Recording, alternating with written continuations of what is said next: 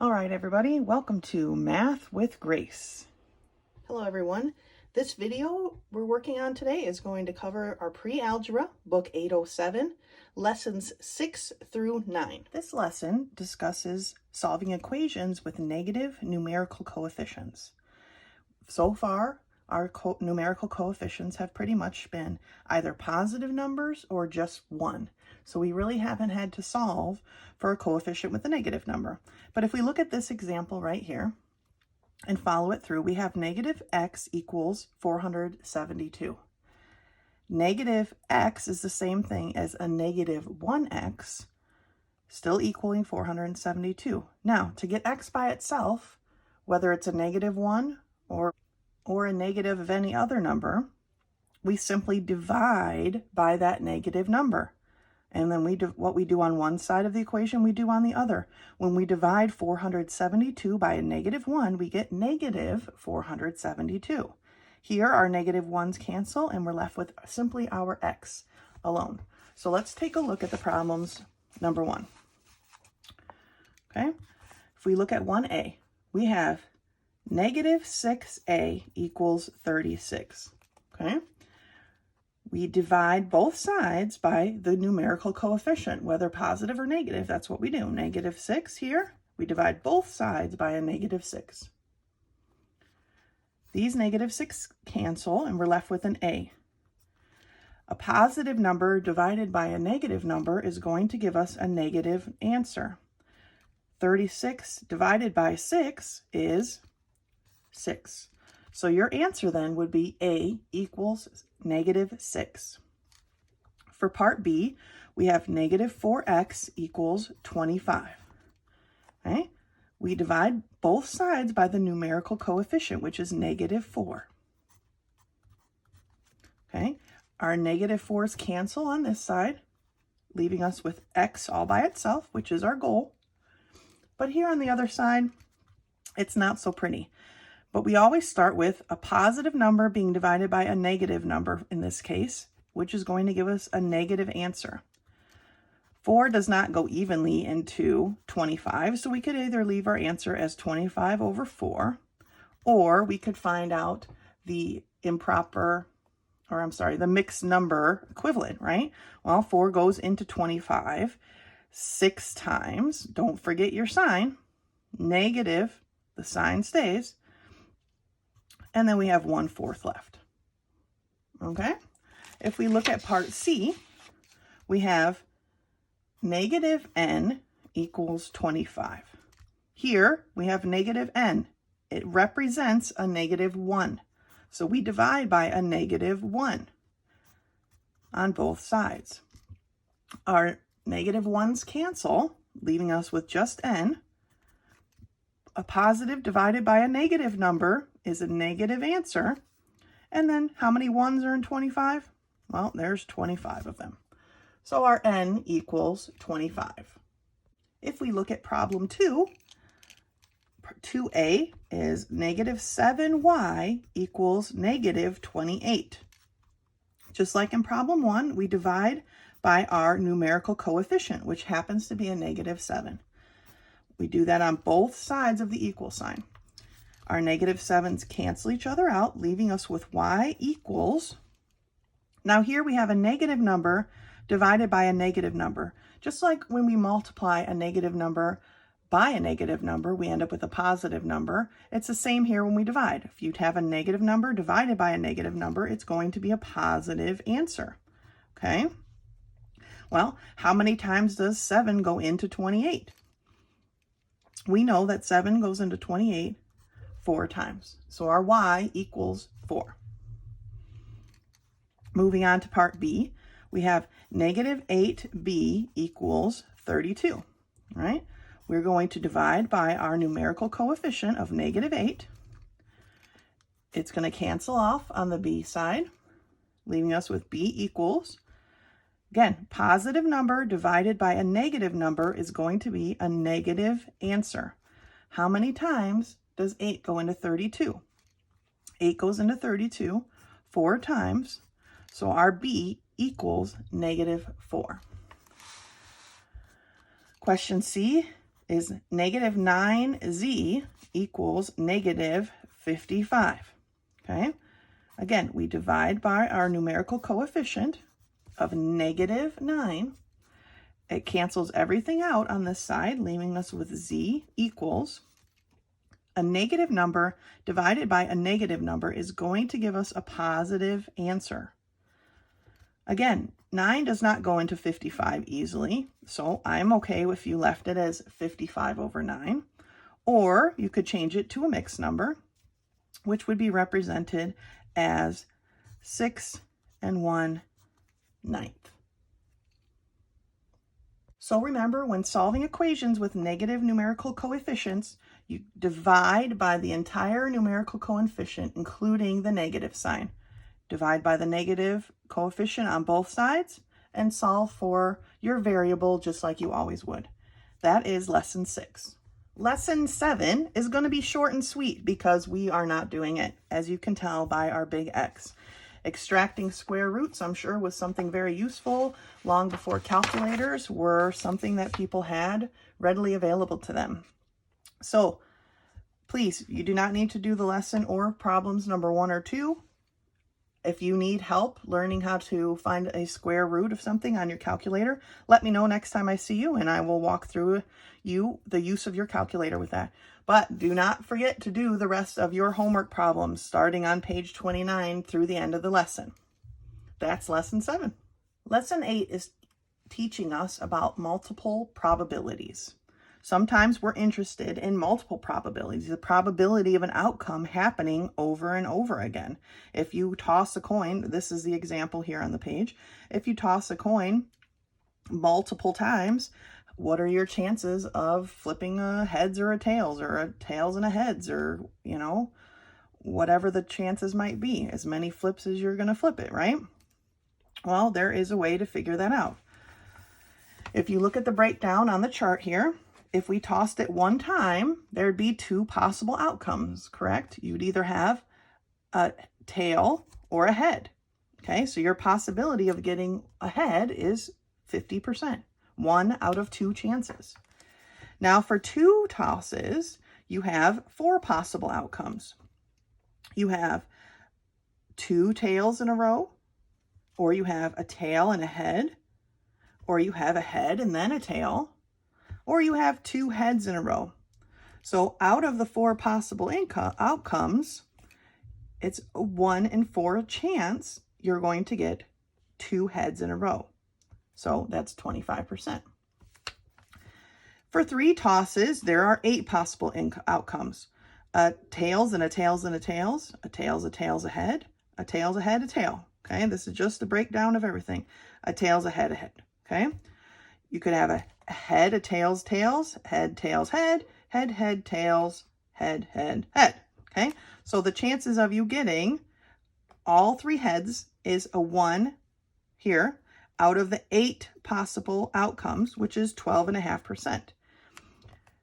We're going to do a couple problems where we write out all of the choices like this breakdown is, but in the long run, what is needed to be done is simply multiplying our probabilities together. So 1 toss was 1 out of 2, right? We have 1 favorable outcome out of the 2 total outcomes. Okay, well, for 2 tosses, on each toss, we still only have 1 favorable outcome out of 2 options, okay, 2 total outcomes. When we multiply those together, we get our probability of 1/4. For 3 tosses, we still, for each toss, have 1 favorable outcome out of a total of 2. We multiply 1/2 times 1/2 times 1/2, and it gives us 1/8. But to start off, they want us to look at the breakdown, okay? So they have a spinning game for number 1 that is divided equally into red, green, and yellow, okay? So they want to know, complete all the possible outcomes for 2 spins in a row. Well, they started it off for you, correct? Spin 1 red, spin 2 red, okay? 2 reds in a row. Spin 1 red, spin 1 green. The next choice in making your grid or your chart here would be a red, then a yellow, right? We've covered all the choices now. We did red with green, red with yellow, okay? Now let's substitute this red here for green. Okay, so we've got green. If we change this and made it a green, we've got green with red. Okay, green with green, green with yellow. Okay, now for yellow, if we change that and made this a yellow, then we would have yellow with red, yellow with green, yellow with yellow. Okay, these are all of the possible outcomes for spinning our imaginary spinner. Okay, if we move down here, it says for number 2, what is the probability of spinning yellow twice? So this is the one we're looking for, a double yellow. What is the probability of spinning a double yellow? Well, there's only one double yellow, but how many options are there? We can count them up. 1, 2, 3, 4, 5, 6, 7, 8, 9. So we have a 1 in 9th chance, 1 in 9 chance of spinning yellow twice. Okay, if we look at number 3, what is the multiplication problem you could write to figure out this probability? Okay, well, here's how we figure that out. What was our chance of rolling yellow just in the first spin? Well, there's 3 different colors on our spinning wheel, right? So that's our total numbers of spins. And what is our favorable outcome is yellow, which is only one of those. All right, that's on one spin. If we multiply that by the exact same probability for our second spin, because still there's only a 1 in 3 chance that we're going to get yellow, that will give us a 1 in 9 chance. See, they are equal. Okay, so that is our formula to actually find this answer without having to write all these out. Eventually, there's some of these probabilities, it's going to be too much to write. You will not be able to write it all out. But if we can figure out what our chances are on one flip or one spin or one turn, we can figure it out for each of the consecutive turns. Okay, that is lesson 8, multiple probability. All right, through the semester, we've looked at a lot of different kinds of graphs. In today's lesson 9, we're going to look at multiple line graphs. Okay, a multiple line graph includes 2 or more lines on the same graph to make it easy to see how each value changes over time, as well as how these changing values compare with one another. So on this page, they have monthly income based on service repairs and sales. Okay, and they've broken it down by week.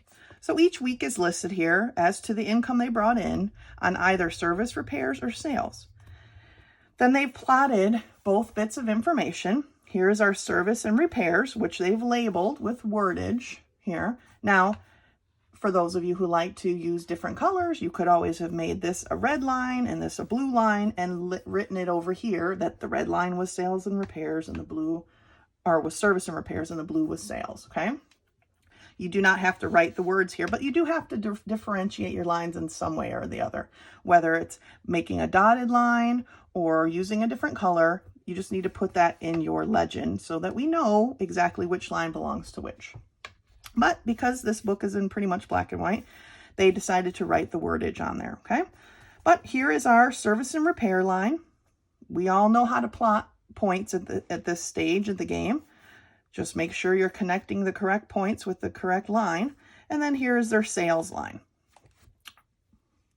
If we turn the page, we'll look at Carl's income for selling clocks, okay?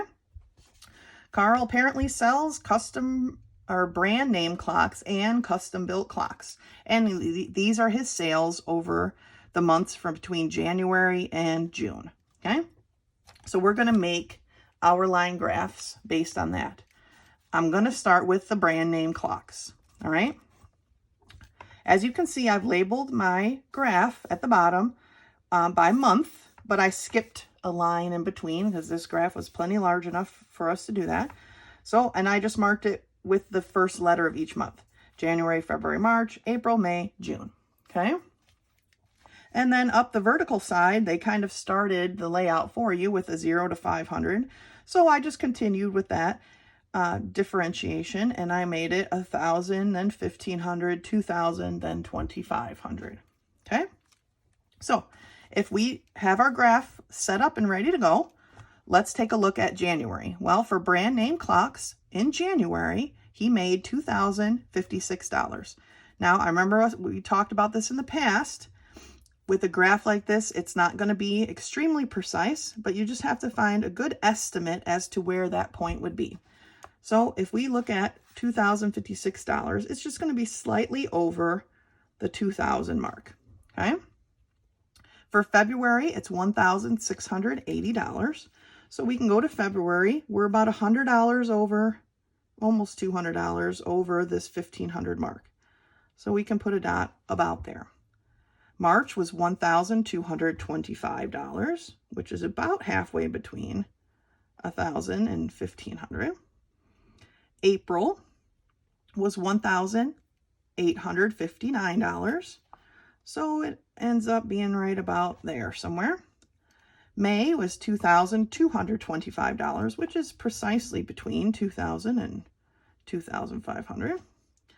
And June was $1,932. So pretty close to being almost, I don't know what I'm looking at here, almost $2,000, okay? Now, before I start plotting the points for the custom built clocks, I'm going to take out my ruler and go ahead and connect these dots so that they cannot be mistaken for something else, okay? So just like any other connect the dots, that's what we're doing here from one to the next.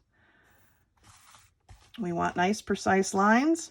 And because I'm just using a pencil, I'm going to go ahead and label this brand name clocks. Okay, there we go. Line 1 complete. Okay, now let's look at our custom built clocks. For January, he brought in $899, which is almost $1,000. February, $613. Okay, March, $449, so almost $500, right about there. April is $1,160, so just over the 1,000 mark. May, $771, so not quite 1,000. And June is $795. Okay, so again, we'll pull out our ruler and we'll connect our dots. And once we have our dots connected, we can label this line if we need to, if we haven't already labeled it in some other way, as our custom built.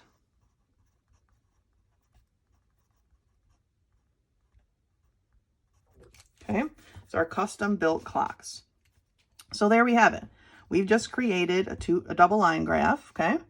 Now there's some questions they want us to answer, okay? And I don't really have a way to cover them all.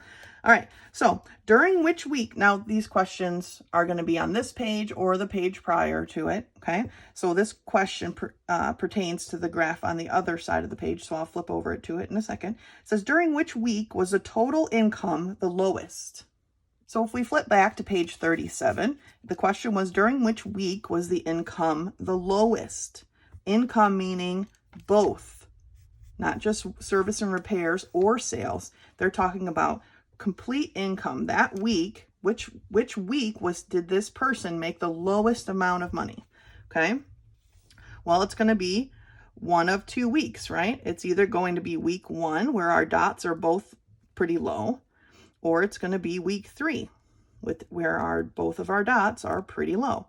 Well, but if you look here at week 3, both of our dots are lower than the dots of week 1. And if we physically did the math, we would see that this week comes out to be the least amount of income made. So that answer for problem number 1, or I think it was number 2, is week 3.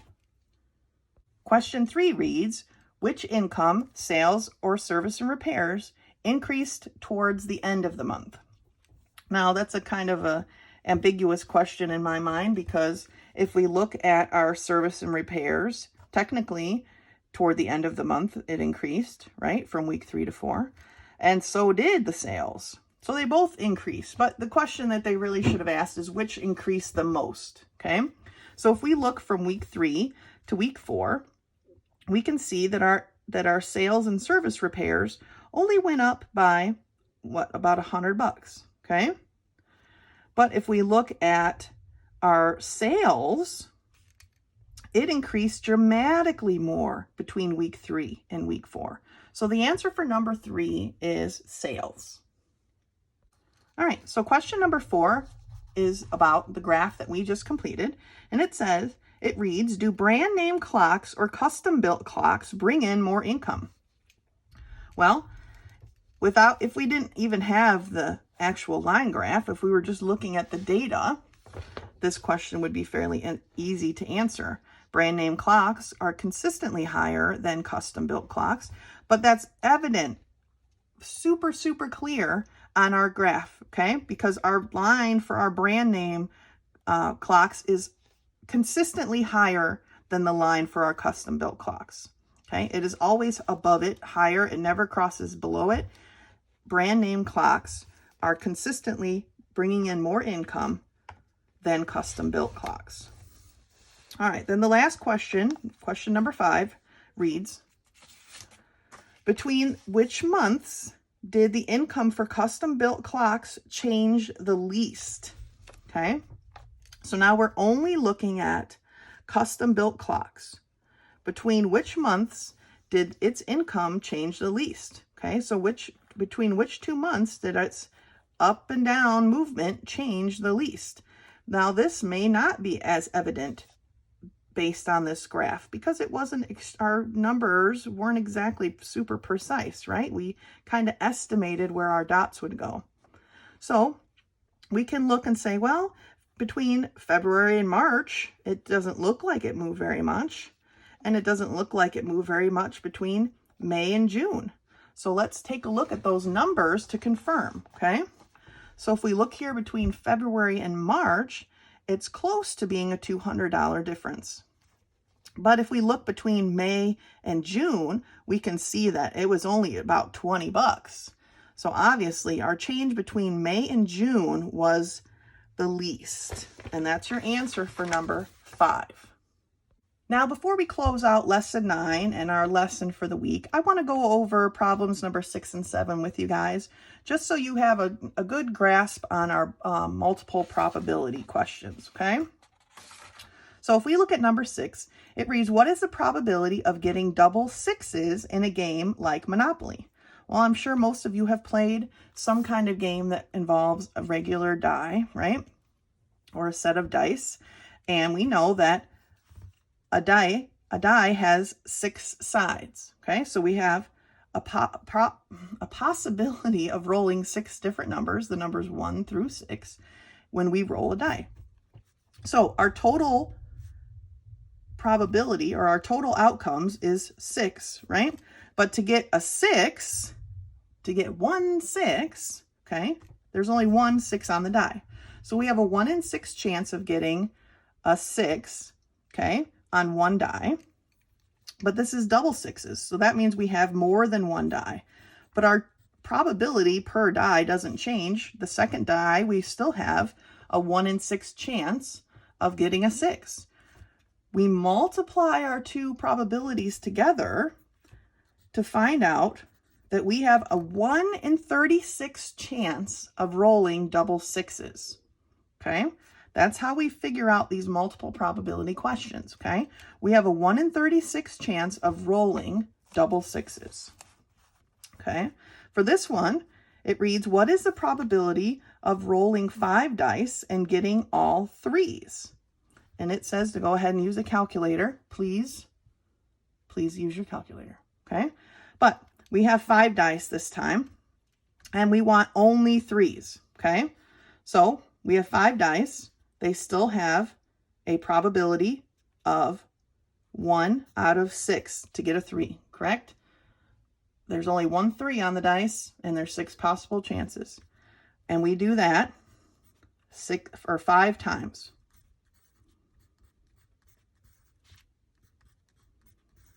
Okay, so what is 1/6 times 1/6 times 1/6 times 1/6. Like I said, please get out your calculator because the answer is ridiculously large, and it's a 1 in 7,776 chance that you're going to roll all threes with one toss of those Yahtzee dice. Okay? Multiple probabilities. We're just multiplying the probability of one chance times the probability of another. Okay? That concludes lesson 9 and your lesson for the week. Please don't forget to do quiz 2 and return it to me next time I see you. Thank you very much.